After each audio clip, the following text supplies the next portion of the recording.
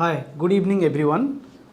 I am Dr. Sivashish Sahu, Professor in the Department of Cardiology in Unmicrc Institute of Cardiology and Research Center, Ahmedabad.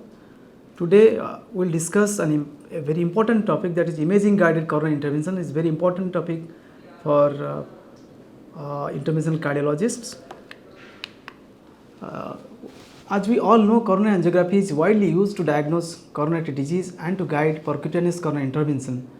However, there are several inherent limitations in evaluating coronary disease by angiogram with respect to plaque composition, vessel diameter, lesion severity, diffuse vessel disease, and the result of stent deployment.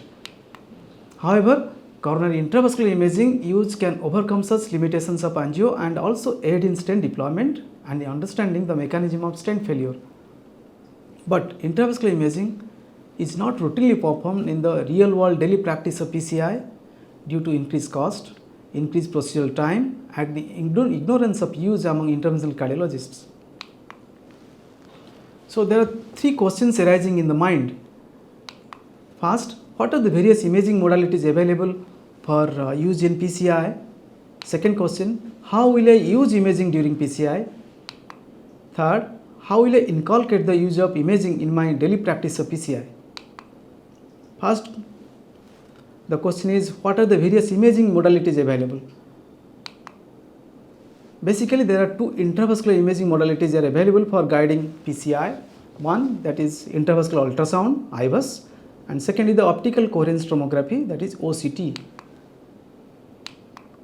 What are the technical aspects of both imaging? Basically, IVUS utilizes ultrasound wave technology that is emitted from piezoelectric crystals. However, OCT uses near infrared light of wavelength around 1300 nanometer that is emitted from a single fiber optic wire. But tissue penetration is much better in IVUS as compared to OCT. It is around 6 to 10 millimeter in IVUS as compared to 1 to 2 millimeter in OCT. However, the resolution, particularly axial resolution, is about 10 times higher in OCT as compared to IVUS. And automated pullback speed is faster in OCT at 25 millimeter per second as compared to IVUS, where it is only 0.5 to 1 millimeter per second. The maximum frame rate is about 100 frames per second in OCT. It is 30 frames per second in IVUS.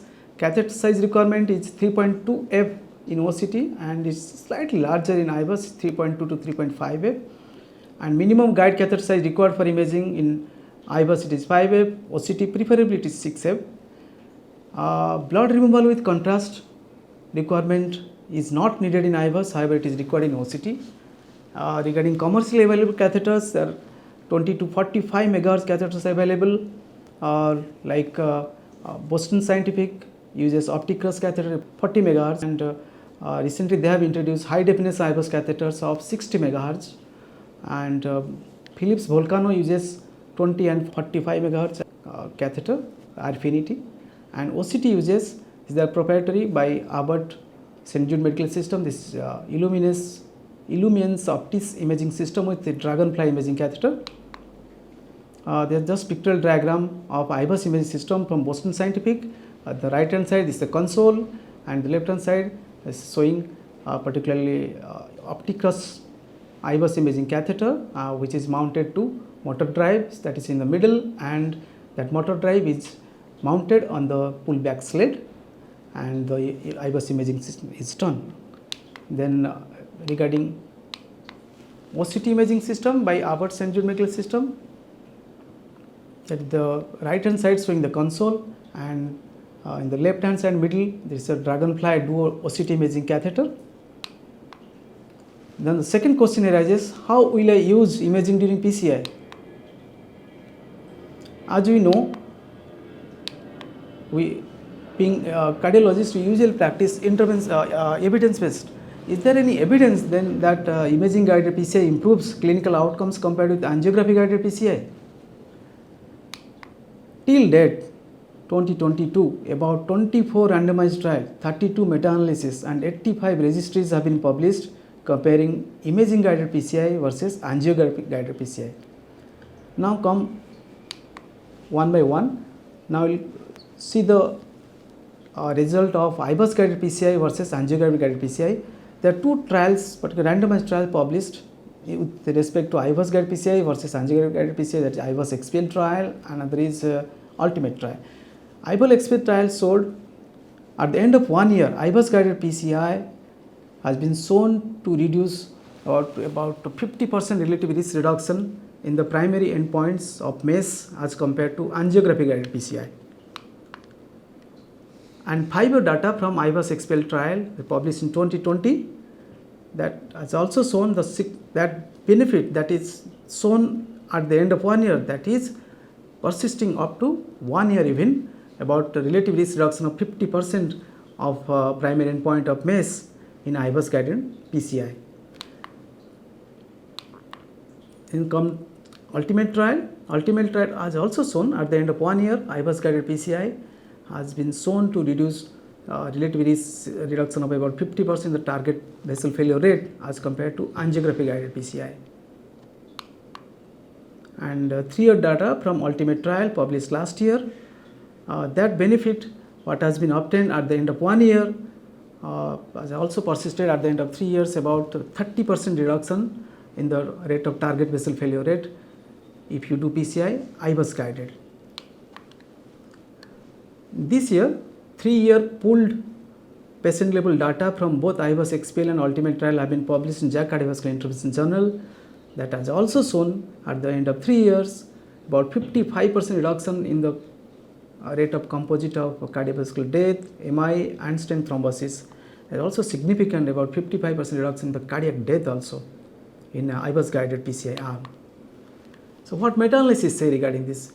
Meta-analysis comparing IVUS guided PCI versus angiographic guided PCI have also shown significant reduction in all the clinical endpoints starting from all-cause mortality, cardiovascular mortality, myocardial infarction, stent thrombosis and target vessel lesion revascularization or target lesion revascularization in IVUS guided PCI as compared to angio guided PCI. What are the data with respect to left main coronary intervention? This trial published in American Heart Journal that has shown at the end of 1 year, if LMC PCI is done IVUS guided, that is about significant 10% absolute risk reduction in the IVUS guided PCI as compared to angio guided PCI in left main coronary intervention. So what meta-analysis say regarding this? In LMC PCI, all the meta-analysis they have shown significant reduction in all-cause mortality, cardiovascular mortality, myocardial infarction, stent thrombosis and target lesion revascularization in IVUS guided PCI arm as compared to angiographic guided PCI arm.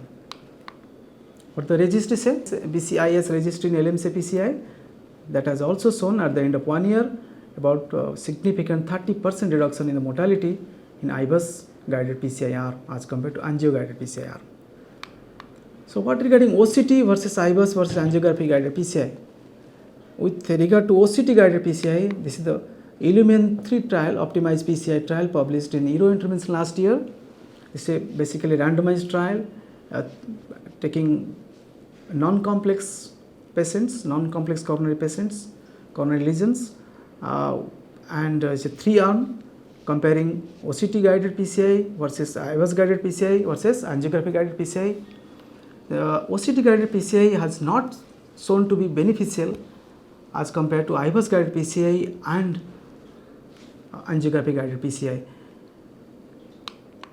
The meta-analysis comparing OCT guided PCI versus IVUS guided PCI published in JACC last year, no significant benefit was seen in one modality as compared to second imaging modality with regard to all-cause mortality, cardiovascular mortality, MACE, be it myocardial infarction or stent thrombosis or target lesion revascularization.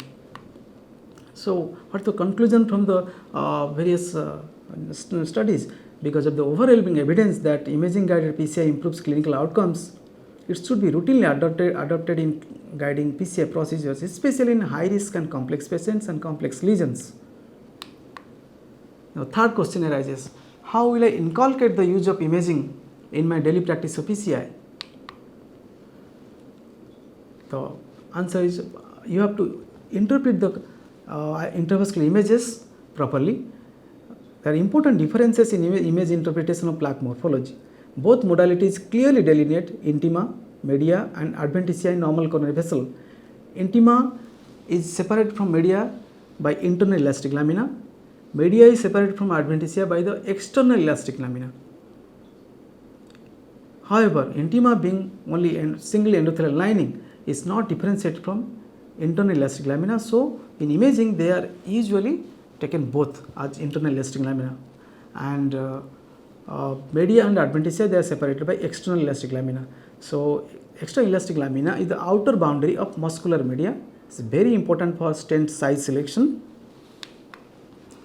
So, you have to have good visibility of external elastic lamina for measurement of vessel size. If the plaque is fibrotic, yes, it will be visible. EL is visible in both the modalities. However, if the plaque is lipidic, in IVUS it will be visible, but in OCT, because of high attenuation and high backscatter, you may not be able to see EL properly. In calcific plaque, because of acoustic shadowing, EL may not be visible, is not visible in fact in IVUS, however it is clearly visible in OCT. There are various lesion morphological appearance with intravascular imaging. In the left side of the figure, it's a normal imaging. Normally, in the center where the asterisk is there, that is the position of the imaging catheter. Upper is the A, figure A is the IVUS, figure B is the OCT image of the normal vessel. Then after the image catheter there is image of the lumen, and to start with there is one echogenic circular layer, that is intimal layer, or you can call it as internal elastic lamina, and then another is second to that layer is mid layer is the collucent layer, that is media, and outer to the media there is external elastic lamina and adventitia. Similarly, in OCT there also there is lumen followed by internal elastic lamina, and where the arrow is showing, that is a signal pore region, that is media, and outer to the media there is adventitia, and that is external elastic lamina followed by adventitia. Now comes to the different plaque characteristics by IVUS and OCT. In IVUS, usually the adjacent adventitia is taken as reference for visual reference for lesion morphology characteristics assessment. If the lesion is as bright as or brighter than adjacent adventitia, the lesion is called as echodense. If the lesion is darker than the adjacent adventitia, this is called as echoluscent. So, in lipid rich plaque, usually in the upper part of the figure C, this is echoluscent, that means it is lipid rich. And in OCT, what happens? The lesion is usually hazy, diffuse border, there is high attenuation and also high backscatter, showing low reflectivity of the lesion, that means it's a lipid rich plaque in the figure D. Now coming to fibrotic plaque in IVUS, figure E, it's more echogenic plaque as compared to, if you compare with the adventitia, echogenic plaque, homogeneous, so fibrotic plaque. And in figure F, in OCT image of the fibrotic plaque, then there will be basically appearance of just like they are homogeneous, high reflectivity, that means low backscatter, and low attenuation, that means a fibrotic plaque. Now coming to figure G, that is IVUS image of the calcified plaque, that shows usually echodense, so bright echogenic, and shadowing, acoustic shadowing just behind the that echodense plaque, that means a calcified plaque. And OCT appearance of calcified plaque is shown in figure H, that is the definite border is there. Okay, there is definite border with low attenuation and low reflectivity, that means high backscatter and low reflectivity. So there are various lesion morphological appearance of lesions of the plaque in intravascular imaging. Then other lesion morphology appearance with OCT, figure A shows the irregular lesion protruding inside the lumen of the coronary artery with high attenuation, high backscatter, that low reflectivity, that is suggestive of red thrombus. And figure B shows, yes, the irregular border lesions protruding inside the lumen and high reflectivity, low attenuation, suggestive of their white thrombus. And figure C shows some irregular lesion protruding inside the lumen of the coronary artery. However, there is no ruptured plaque is seen, that means it's plaque erosion. And figure D shows thin cap fibroatheroma that can be measured with OCT very well. If it is less than 65 micrometer, that is called TCFA, thin cap fibroatheroma. And figure E shows ruptured plaque quite visible with lipid rich plaque is high attenuated and low reflectivity, that means suggestive of lipid rich plaque with rupture. And figure F shows those arrows shows neocapillary formation inside the plaque. Then also you can have cholesterol clefts and macrophages that are also visible at times in OCT images.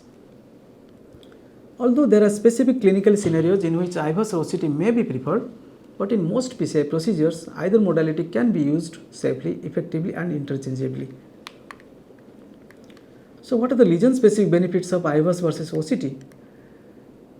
If you take first 6 lesion characteristics, that is thin cap fibroatheroma, necrotic core, ruptured plaque and thrombus, calcium, dissection, tissue protrusion, these 6 lesion characteristics, they are visualized excellently in OCT as compared to IVUS.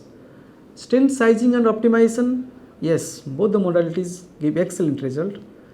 Then next is particularly left main coronary lesion, out ostial lesions, chronic total occlusion lesions, large diameter vessel and impaired renal function. All these 5 lesion characteristics, all these 5 lesion morphologies, they are well delineated by IVUS, they are excellently visualized by IVUS as compared to OCT. So how will you do imaging guided optimization PCI? First, you have to assess pre-PCI the lesion, and second, post-PCI assessment for optimal stent deployment. First comes the pre-PCI assessment of the lesion. As we know, angiography is limited in its ability to adequately select appropriate stent sizes and determine the need for lesion preparation. Both these things, that is appropriate stent size and lesion preparations, they are important to achieve final minimum stent area, that is MSA, which is most important predictor of stent failure. Coronary imaging allows precise stent sizing and also determines the need for lesion preparation. So how you do imaging guided pre-stent assessment? First, you have to assess plaque morphology first. What the plaque morphology? Like if the plaque is severely calcified, you have to modify the lesion before going for deployment of the stent. Then, after finding out severe calcified plaque, if that is there, you have to do lesion modification. Then you have to identify the distal and proximal landing zone. Then third is target the normal segment. If there is no normal segment, yes, fibrous tissue with minimal plaque burden less than 50% in IVUS is usually preferred with the goal to avoid lipid plaque. Then comes stent selection, first diameter, then length. How will you choose diameter? Yes, you have to identify the EL and EL to EL diameter and lumen diameter at both proximal and distal reference segments.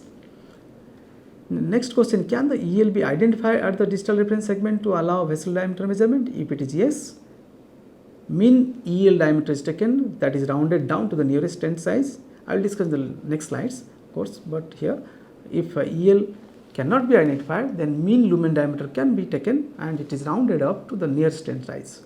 Stent length, that is determined by measuring the distance from distal to the proximal reference. Then after deployment of the stent, then you have to do post-stent optimization, particularly in the proximal reference segment by post-dilating by a non-compliant balloon to the size of 0.9 to 1 balloon to lumen diameter ratio. So what is the optimal landing zone of the stent? Normal segment, yeah, or fibrotic plaque, predominantly fibrotic plaque. In IVUS, it should be at the plaque burden where it is less than 50%. And if you are using OCT, in OCT it should be there should be visualization of more than 180 degree of external elastic lamina. However, every effort should be made to avoid landing the stent at the lipidic plaque when there is highly attenuated plaque or thin cap hypertherma, and second, when there is superficial calcium more than or equal to 180 degree, or when there is myocardial breach that will cause compressional stent. So what is the stent sizing strategy? It can be lumen based stent strategy, it can be vessel based stent strategy. Vessel based means EL to EL measurement. So how you do lumen based stent strategy? Mean of two orthogonal measurements of lumen diameter are distal reference segment, and the mean is rounded up to the nearest available stent size. So how you do vessel based stent strategy? That is based on external elastic lamina measurement. The mean of two orthogonal measurements of vessel diameter from EL to EL at the distal reference segment, that is EL to EL means that is passing through the center, of course, and the mean is rounded down to the nearest available stent size. Is this mean is rounded down, it's not up, rounded down to the nearest available stent size when you are choosing the stent vessel based. How to choose either stent strategy? When the EL is visible means when the EL will be visible when the coronary segment is normal or having fibrotic plaque. In those situations, EL will be visible. Then in that case, you can choose a vessel based strategy, that means from EL to EL measurement. If the EL is not visible, like lipid plaque or calcific plaque, at that time you can have lumen based stent strategy for choosing stent size. Both OCT and IVUS guided vessel based, that is EL to EL stent sizing, demonstrated to be safe in Illumin 3 optimized PCR trial. Regarding angiographic co-registration with imaging, when there is significant angiographic ambiguity, for example in vessel overlap situations, ostial lesion, bifurcation lesion, yes, you can have angiographic co-registration with imaging. That allows co-localization of imaging cross-section on the angiogram to facilitate precise stent implantation. Then second comes post-PCI assessment for optimal stent deployment. One by one I am coming, that is first is stent expansion. What is stent expansion? That is a minimum stent area divided by the average of proximal and distal reference luminal area. If the ratio is more than or equal to 90%, that means optimal stent expansion. If it is 80 to 90%, is acceptable stent expansion. If the ratio is less than or equal to 70%, that means your stent is under expanded. Now comes stent malapposition. Stent malapposition means stent is expanded, but there is a gap between the stent strut and the intima. That can be persistent, that means from the time of deployment of the stent, or it can be late acquired stent of malapposition. However, in various studies they have been shown acute malapposition is not associated with adverse events, provided there is no stent under expansion. However, malapposition merits treatment to facilitate safe rewiring of stent in bifurcation procedures or future procedures. And various studies they have shown when the malapposition is more than 300 micrometer, they should be treated. That means from the abdominal side of the stent struts, the distance is, if the distance up to the intima it is more than 300 micrometer, you should treat malapposition by adequately sizing non-compliant balloon. Next comes stent edge dissection. How you treat stent edge dissection? If there is stent edge dissection, additional stent deployment is done if the dissection is deep, that is medial dissection, or if the dissection is more than 3 millimeter length, or if the dissection arc is more than 60 degree, or minimum lumen area at the stent edge where the stent edge dissection is less than 4 square millimeter. Regarding tissue prolapse and interstent thrombus, they do not require routine additional treatment. However, they should be treated if the condition is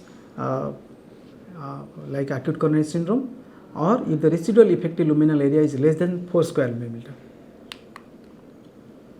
How will you assess the various stent under expansion, malformation, tissue protrusion, dissection in the various modalities? In IVUS, in the figure A and in OCT figure B, they have shown, both of them are shown stent under expansion.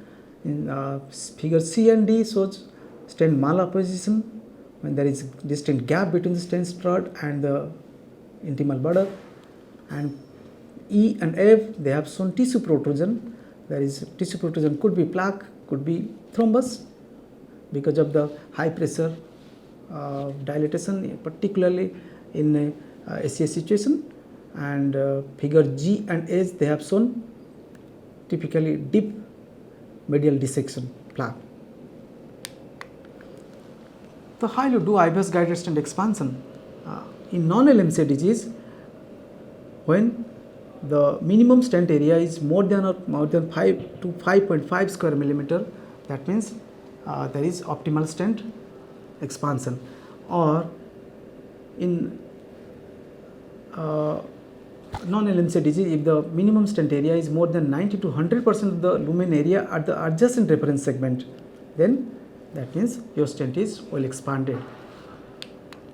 Coming to LMC disease, Kang et al., they have shown this 5, 6, 7, 8 rule in LMC disease.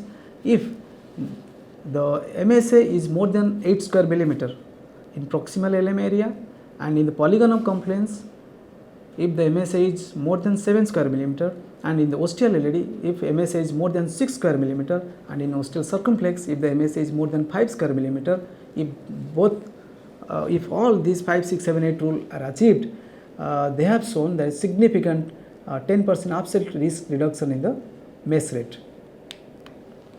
However, Excel IVUS sub-study that is published 4 years back, they have shown if you achieve minimum stent area more than or equal to 9.8 square millimeter in LMCA, there is about 40% significant reduction in the major adverse cardiac events while doing in IVUS guided PCI. So, after Excel study, this is the proposed IVUS minimum stent criteria for LMCA stent optimization. That is, in LMCA it should be, MSA should be more than 10 square millimeter. In ostial LAD it should be more than 7 square millimeter. In ostial LCX it should be more than 6 square millimeter. The algorithmic approach for imaging guided stent assessment or optimization. First, you have to do imaging guided stent optimization by looking at the angiographic success. If there is less than 0.0% diameter stenosis, then you have to do intravascular imaging. Then you have to see the target mean stent, that minimum stent area criteria achieved or not. That is, optimal means more than 90% MSA, acceptable means 80 to 90% MSA. If that is achieved, then it's okay. If it's not achieved, then post dilatation by non-compliant balloon with high pressure 80 to 20 atmosphere. Then after doing stent optimize stent expansion, then you should have assessment for major dissection. If there is dissection, then you have to place additional stent. If there is geographic miss, that means plaque burden more than 50% of the stent edges, then you have to have additional deployment accordingly. Next comes how you manage calcified plaque. Angiography is limited in its ability to accurately determine and comprehensively assess coronary calcium. Intravascular imaging provides comprehensive and accurate assessment of calcium burden in guiding optimal pre-stent lesion preparation. So, what is the IVUS definition of calcium? That is, calcified plaque appears as bright echoes with acoustic shadowing, and OCT it appears as signal poor region, that means low reflectivity with sharp edges and low attenuation. There are three different types of coronary calcium distinguished by imaging. They are superficial, deep and calcific nodal. Superficial means if the leading edge of calcium appears within the shallowest 50% of plaque thickness, or if there are concentric reverberations in IVUS, that means they are superficial calcium. Deep means if there is acoustic shadowing. Calcific nodule, they are protruding irregular surface of accumulated small calcium deposits over the calcified plate. How do they look like in image? In IBUS, if the deep calcium is there, yes, they will have acoustic shadow, that is shown in figure A. Figure B, similar, figure F, figure F that shows OCT image of deep calcium. Figure B and corresponding figure G, they have shown superficial calcium, where there are some concentric reverberations in IBUS image, there is superficial calcium, and here in OCT they are within 50%, initial 50% of the plaque. That means there is superficial calcium. Coming to figure C and H, the concentric 360 degree calcium, and figure D and I, they are eccentric calcium from 3 o'clock position to 9 o'clock position in IBUS image D, and also in OCT they have also seen from 3 o'clock position to 6 o'clock position is a superficial calcium. And figure E and J, they have shown calcific nodule, the irregular protruding echogenic structure inside the lumen, the calcific nodule. Then next is coronary calcium thickness, which is a key determinant of the ability of angioplasty balloon to fracture calcium. There is a need for pre-stent calcium modification to facilitate adequate stent expansion. Then there is OCT based calcium scoring. As a rule of 5 is followed. There are 3 things to be determined in OCT while doing calcium assessment. One is calcium arc, that is calcium angle, maximum angle, and second is a calcium plaque thickness, and calcium plaque length, that is determined from the L mode of OCT. And if the maximum calcium angle more than 180 degree, 2 points awarded, and if the calcium thickness is more than 0.5 millimeter, 1 point. If the calcium length is more than 5 millimeter, then 1 point. The total score is 0 to 4 points. The rule of 5 means thickness 0.5 millimeter, calcium length 5 millimeter, and calcium angle about 50% of the total circumference. 180 degree means 50% of total circumference. OCT calcium scoring is shown to be an independent predictor of stent under expansion. If the score is 0 to 3, the study has shown about 96% excellent stent expansion. If the score is 4, that is 78% stent expansion, that means stent is under expanded. Now last year IBUS based calcium scoring is published in Circulation Cardiovascular Intervention. If there is angiographic calcium, then you have to do IBUS. If you have found maximum superficial calcium arc more than 270 degree, then you will do your calcium scoring. Calcium scoring is done by 4 individual parameters, and each parameter is awarded 1 point. And first is if the calcium arc is more than 270 degree and length is more than 5 millimeter, 1 point. If the calcium is concentric, that means 360 degree, that is 1 point. Calcific nodule is there, another 1 point. And vessel diameter is the small vessel diameter, less than 3.5 millimeter diameter, another point. The lower figure has shown if the calcium score is 2, 3, 4, the risk of stent under expansion is high. If the score is 4, if you do not use atherectomy, then stent will be even less than 70% expanded, that means severely under expanded. If you use atherectomy, if the score is 4, you will have at least 80 to 85% of stent expansion. How will you approach algorithmically for the treatment of de novo calcified plaque? If imaging detect calcified plaque, then whether it is deep or superficial, if it is deep, then cutting balloon or scoring balloon is enough. If the calcified plaque is superficial and if it does not meet the following 3 criteria, that is thickness is not more than 0.5 millimeter, length is not more than 5 millimeter, and the arc is less than 50%, then in such situation you have to do just cutting balloon or scoring balloon. However, if these 3 criteria are met, that means you have to then assess whether the lesion is balloon crossable or uncrossable. If the balloon crossable, then you can take intravesical lithotripsy, and subsequently you can assess calcium fracture by imaging. If there is calcium fracture, then you can have proper NC balloon dilatation and DES implantation. If the balloon uncrossable lesion, then you can choose rota or orbital atherectomy.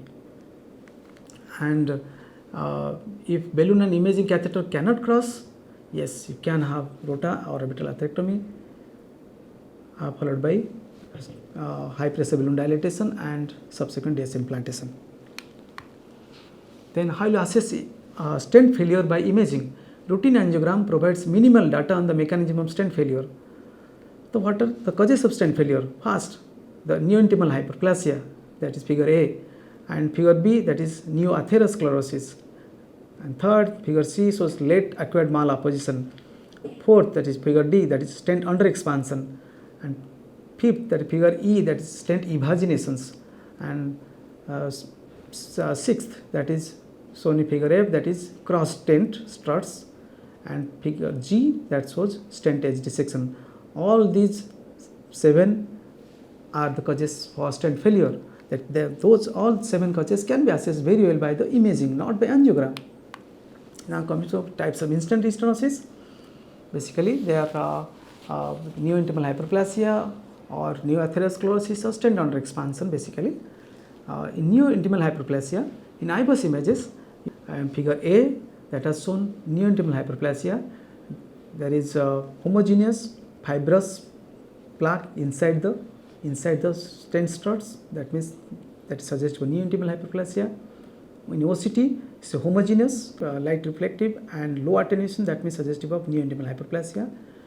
And figure E and F, you have that shows neoatherosclerosis, particularly lipid-rich neoatherosclerosis, where there is heterogeneous plaque, equiluscent plaque in IVUS, and in OCT there is high attenuation and low reflective plaque that suggests for lipidic neoatherosclerosis. And figure C and D, they have shown calcific neoatherosclerotic plaque.